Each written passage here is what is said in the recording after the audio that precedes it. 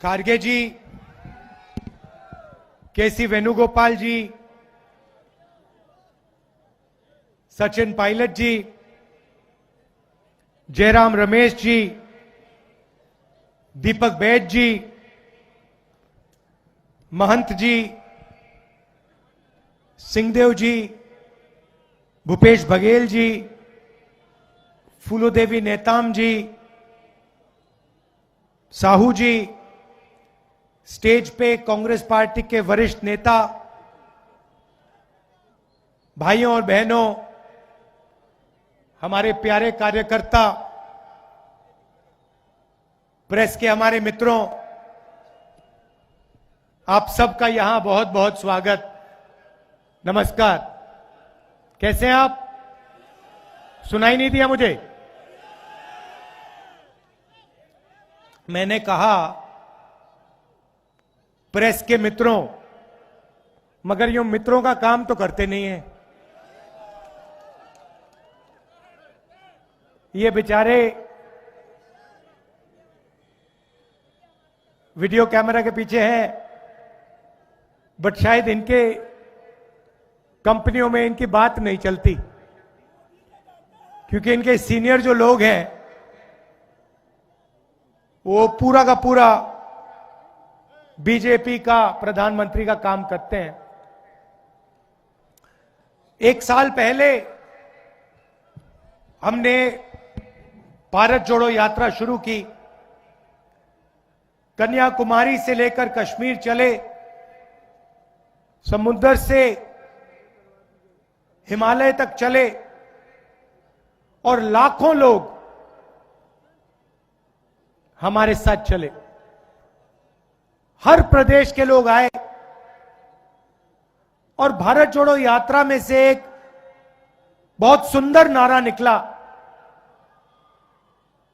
एक लाइन में वो कांग्रेस पार्टी की विचारधारा किसी को भी समझा देता है। नफरत के बाजार में मोहब्बत की दुकान खोलनी है। और मैं जानता हूं कि हमारे जो कार्यकर्ता हैं, हमारे जो नेता हैं, अपनी जिंदगी में, अपने काम में इस लाइन का पालन करते हैं। हमारी कोशिश होती है कि हम नफरत ना फैलाएं, हिंसा ना फैलाएं, मोहब्बत, भाईचारा फैलाएं। आप देखो, कांग्रेस पार्टी के किसी भी नेता का, कार्यकर्ता का चेहरा देखो, मुस्कुराता हुआ चेहरा दिखेगा आपको। धक्का लग जाता है, गिर जाता है, चोट लग जाती है, टांग टूट जाती है, तब भी आपको बड़ी सी मुस्कान दिखाई देगी।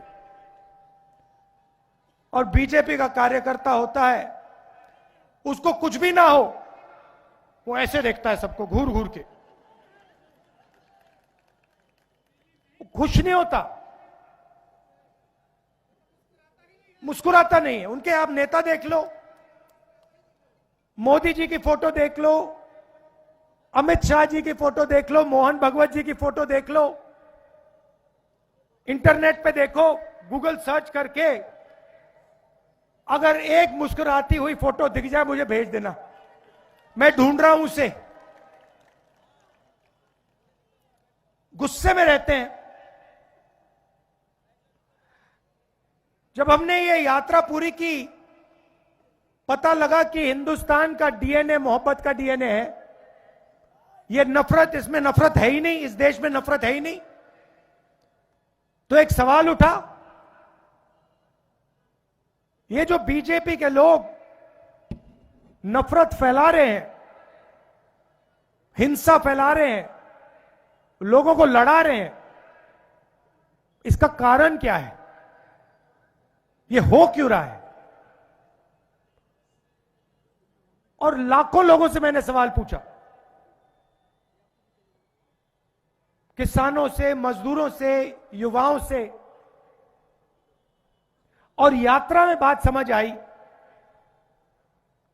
कि इस देश में गरीबों के खिलाफ, किसानों के खिलाफ, मजदूरों के खिलाफ, छोटे व्यापारियों के खिलाफ हर रोज अन्याय होता है। और जिस समाज में अन्याय होता है उस समाज में नफरत होगी, हिंसा होगी। बहुत सारे लोगों ने हमें कहा कि देखिए, साउथ से नॉर्थ आप चले, मगर बहुत सारे ऐसे प्रदेश हैं जहां आप गए नहीं। आप छत्तीसगढ़ नहीं आए, बंगाल नहीं गए, मणिपुर नहीं गए, वहां पे हिंसा हो रही है, बीजेपी ने प्रदेश को बांट दिया है, जला दिया, आप वहां तो आए नहीं। तो आपने कन्याकुमारी से कश्मीर मोहब्बत की दुकानें खोली, मगर मणिपुर से महाराष्ट्र अभी बचा हुआ है। छत्तीसगढ़ के लोग आए, पिछली यात्रा में आपने कहा मुझे कि भैया छत्तीसगढ़ में भी यात्रा कीजिए, तो हमने दूसरी भारत जोड़ो यात्रा शुरू की, मणिपुर से शुरू की, क्योंकि मणिपुर को बीजेपी ने जला दिया, सिविल वॉर चल रही है वहां पे। आप में से कोई चाहे मणिपुर जाना चाहे, देखना चाहे, नहीं जा सकता, आग लगी हुई है, आज तक प्रधानमंत्री नहीं गए। तो मणिपुर से यात्रा शुरू हुई, नॉर्थ ईस्ट में से निकली, बंगाल गई, उड़ीसा, झारखंड, बिहार, अब छत्तीसगढ़। और पिछले कुछ दिनों से हम छत्तीसगढ़ से निकल रहे हैं, आदिवासी इलाके से निकल रहे हैं। रोज हम आपकी बात सुनते हैं, 6-7 घंटे। आज सुबह हमने किसानों से बात की, कल आदिवासियों से बात की, यहां पे जो अदानी जी आपकी जमीन छीन रहे हैं, जिनकी जमीन ली जा रही है, उनसे बातचीत की। जो आपके दिल में डर है, कठिनाइयां हैं, वो हम सुनने आए। और शाम को 6-7 घंटे सुनने के बाद हम 15-20 मिनट जैसे आज भाषण कर रहे हैं, वैसे आपको भाषण करके अपनी बात रख देते।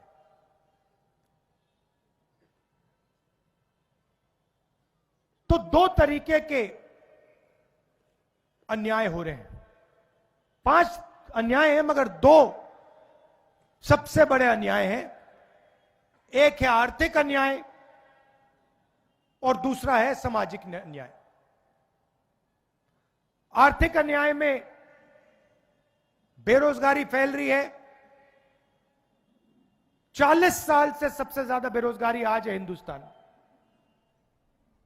हो क्या रहा है कि बड़े अरबपति चाइना का माल हिंदुस्तान में बेच रहे हैं। आप देखिए, शर्ट के पीछे देखिए, पैंट के नीचे देखिए, मोबाइल फोन के पीछे देखिए, मेड इन चाइना आपको दिखेगा। मेड इन चाइना जब फोन बनता है, उसमें से हिंदुस्तान के युवा को रोजगार मिलता है क्या? नहीं मिलता।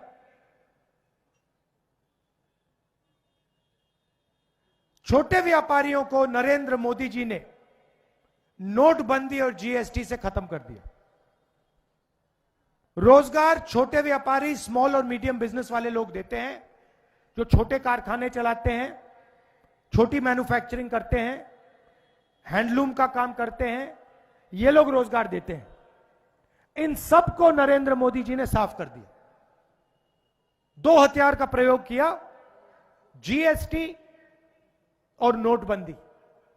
और आप किसी से पूछ लीजिए, अंबानी अदानी को छोड़िए और किसी से पूछिए, आपको बताएंगे कि भैया नोटबंदी ने, जीएसटी ने हमें बर्बाद कर दिया। महंगाई तो बढ़ती जा रही है, वो आप सबको दिख रहा है। किसानों को जो मिलना चाहिए वो नहीं मिल रहा है। आज किसान दिल्ली के ओर चले जा रहे हैं, पैदल जा रहे हैं, उनको रोका जा रहा है, उन पे टीयर गैस चलाई जा रही है, उनको जेल में भरा जा रहा है। और वो क्या कह रहे हैं? सिर्फ ये कह रहे हैं कि हमारी मेहनत का फल हमें मिलना चाहिए। स्वामीनाथन जी को बीजेपी की सरकार ने भारत रत्न दिया, मगर जिस चीज के लिए स्वामीनाथन जी ने अपनी जिंदगी दी, हिंदुस्तान के किसानों के लिए जो उन्होंने मेहनत की, जो स्वामीनाथन जी ने कहा, उसको करने के लिए तैयार नहीं है। इसका क्या मतलब है? स्वामीनाथन जी ने अपनी रिपोर्ट में साफ कहा है कि किसानों को लीगल राइट एमएसपी की मिलनी चाहिए। वो बीजेपी की सरकार नहीं कर रही है। तो मैं आपको यहां जो खारगे जी ने कहा उसको दोहराना चाहता हूं कि इंडिया की सरकार आएगी तो हम एमएसपी की गारंटी हिंदुस्तान के किसानों को देंगे।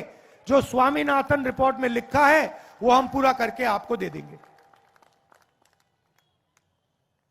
और ये हमारी शुरुआत है। हमारा मैनिफेस्टो बन रहा है, उसमें हमारा डिस्कशन चल रहा है। ये हमने आपको सिर्फ पहली बात बोली है। इसके आगे भी हम अपने मैनिफेस्टो में किसानों के लिए, मजदूरों के लिए काम करने जा रहे हैं। दूसरी बात सामाजिक न्याय की। मैं आपसे अगर सवाल पूछूं, इस देश में कितने पिछड़े लोग हैं, आप बता सकते हो? कोई मुझे बता सकता है कि पिछड़ों की इस देश में कितनी आबादी है? बताइए। 50%। मतलब हिंदुस्तान में 2 व्यक्तियों में से 1 पिछड़े वर्ग का है। बहुत गहरी बात बोली है मैंने। आधी आबादी पिछड़े वर्ग की है। दलित कितने?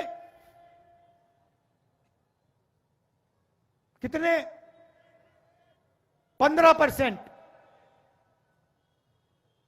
आदिवासी कितने? 8%। 50 में 15 कितना? 65। उसमें 8 जोड़ो तो कितना? 73। 73% दलित, आदिवासी और पिछड़े वर्ग के लोग हैं। मतलब तकरीबन अगर आपने 4 लोगों को खड़ा किया, उसमें से 3 लोग दलित, आदिवासी या पिछड़े वर्ग के लोग हैं। अब मैं आपसे पूछना चाहता हूं, हिंदुस्तान की सबसे बड़ी 200 कंपनियों के मालिक में से दलित, आदिवासी, पिछड़े लोग के कितने? मतलब 73% की आबादी में से हिंदुस्तान की सबसे 200 बड़ी कंपनियों में कितने मालिक? 0। चलो छोड़ो, मालिक नहीं बनना चाहते तो कहो सीनियर मैनेजमेंट में दलित, आदिवासी, पिछड़े लोग कितने? 0। मतलब कॉर्पोरेट इंडिया सबसे बड़ी कंपनियों में ना दलितों की, ना आदिवासियों की, ना पिछड़ों की भागीदारी। बात समझ आई? आपका कोई है ही नहीं उसमें। एक आदमी नहीं है आपका। चलिए छोड़िए, मुझे बताइए मीडिया में कितने लोग हैं? सबसे बड़ी 50 मीडिया की कंपनी लीजिए, उनके मालिक की लिस्ट निकालिए और मुझे बताइए आदिवासी कितने, दलित कितने, पिछड़े कितने? बताओ। 0, एक भी नहीं। अब उनके बड़े बड़े पत्रकारों की लिस्ट निकालिए, उनकी मैनेजमेंट टीम की लिस्ट निकालिए, उसमें दलित, आदिवासी, पिछड़े कितने? 0। हाई कोर्ट्स के जजेस की लिस्ट निकालिए,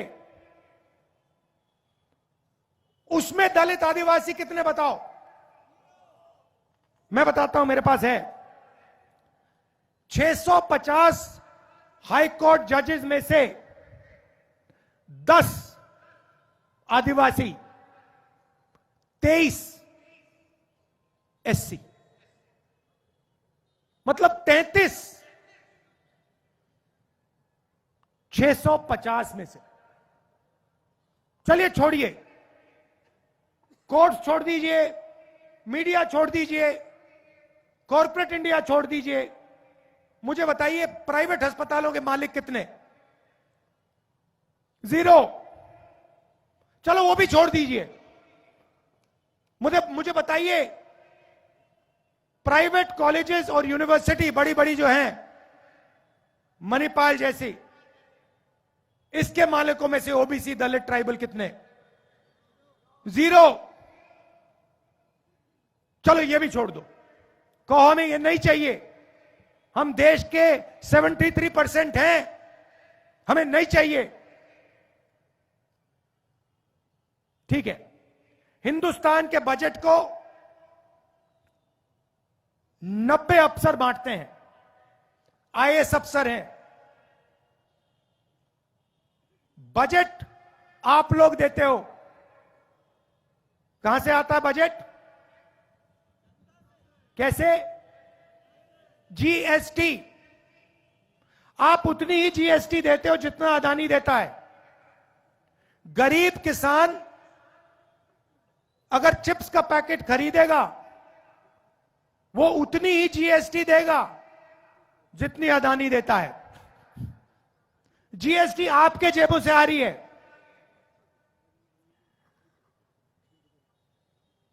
वो जीएसटी सरकार खर्च करती है, वो पैसा आपके बजट में जाता है। 90 अफसर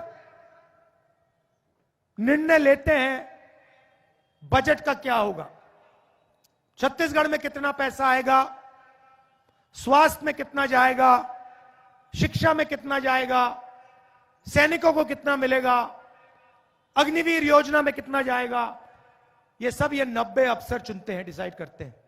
अच्छा बता दो, इन 90 अफसरों में से ओबीसी कितने? कितने? 3। दलित कितने? 3।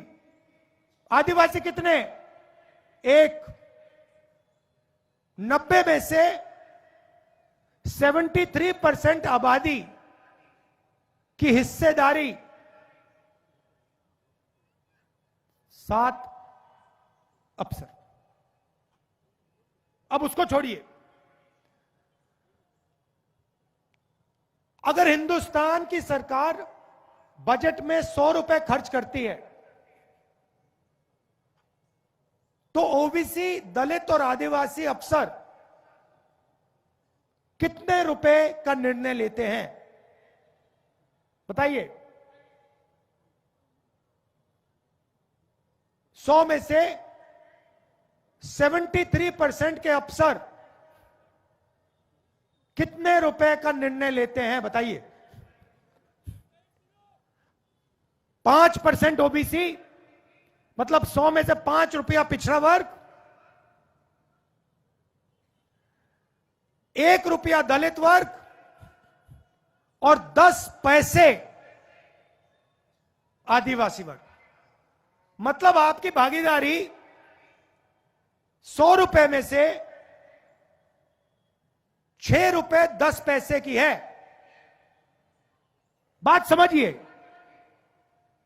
73% आबादी आपकी,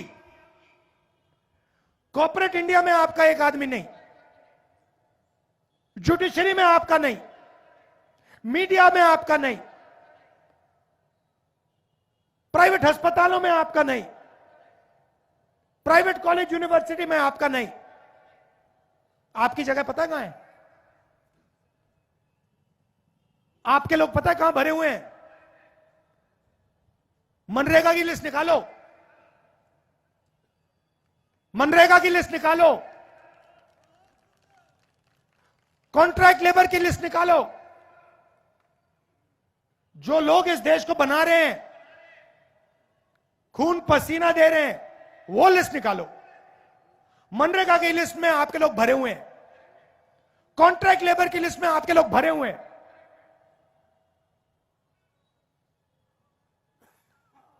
ये हो रहा है हिंदुस्तान में।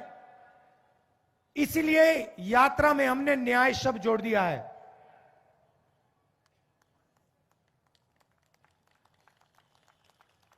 अब देखिए, एक और सवाल है। हिंदुस्तान की सबसे बड़े 200 कंपनियों में गरीब जनरल कास्ट के कितने? 0। मीडिया में गरीब जनरल कास्ट के कितने? 0।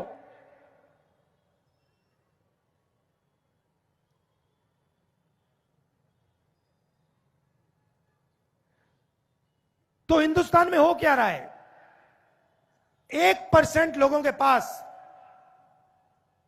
पूरा का पूरा सिस्टम है। आप जीएसटी से पैसा देते हो, आपका पैसा निकलता है, सीधा उन्हीं 1% के हाथ में जाता है। उसमें अदानी जी हैं, 10-15 बड़े बड़े अफसर हैं, वो 90 अफसर हैं। आपका पैसा उधर जा रहा है और आपको उस पैसे का कोई फायदा नहीं मिल रहा है। इसीलिए हमने ये यात्रा शुरू की है। तो सामाजिक न्याय के लिए एक क्रांतिकारी कदम है। क्रांतिकारी कदम आजादी जैसा, सफेद क्रांति जैसा, हरी क्रांति जैसा, बैंक नेशनलाइजेशन जैसा, कंप्यूटर रेवोल्यूशन जैसा एक क्रांतिकारी कदम है। कभी आपके चोट लगती है, हाथ टूटता है, पैर टूटता है, आप अस्पताल जाते हो, डॉक्टर पहली चीज क्या कहता है? भैया एक्सरे कराओ, पहले यह पता लगाओ कि हाथ टूटा है या नहीं। सही? आप सिर हिला रही हैं, हुआ आपके साथ? तो यही हम करना चाह रहे हैं। देश का आर्थिक और सामाजिक एक्सरे, उसको हम जाति जनगणना कहते हैं। जाति जनगणना से दूध का दूध, पानी का पानी हो जाएगा। देश के हर नागरिक को पता लग जाएगा कि ये 1% लोग कौन हैं, हिंदुस्तान का धन किसके हाथ में है, पिछड़ों को क्या मिला, आदिवासियों को क्या मिला, दलितों को क्या मिला, गरीब जनरल कास्ट के लोगों को क्या मिला, माइनॉरिटीज को क्या मिला, बिल्कुल सामने आ जाएगा। कितनी आबादी किसकी है और कितना धन किसके पास है, बिल्कुल साफ आपके सामने आ जाएगा। उसके बाद क्रांतिकारी काम शुरू होगा। तो यह भी हमने अपने मैनिफेस्टो में लिखा है कि कांग्रेस पार्टी ने क्रांतिकारी काम किए हैं। आजादी की लड़ाई लड़े, सफेद क्रांति, हरी क्रांति, कंप्यूटर लिबरलाइजेशन, बैंक नेशनलाइजेशन, वैसा ही हम अब क्रांतिकारी काम करने जा रहे हैं। हिंदुस्तान का पहली बार हम एक्सरे करने जा रहे हैं। अब जैसे ही हमने हिंदुस्तान की एक्सरे की बात करी, नरेंद्र मोदी जी कहते हैं, भाइयों और बहनों, देश में जात तो है ही नहीं, सिर्फ दो जात है, एक अमीर और एक गरीब। अरे अगर दो ही जात हैं तो आप अपने आप को ओबीसी कैसे कहते हो? आप ओबीसी कैसे बन गए अगर दो ही जात हैं? जब ओबीसी की मदद करने की बात आई, जब जाति जनगणना की बात आई, नरेंद्र मोदी कहते हैं मैं तो ओबीसी हूं ही नहीं।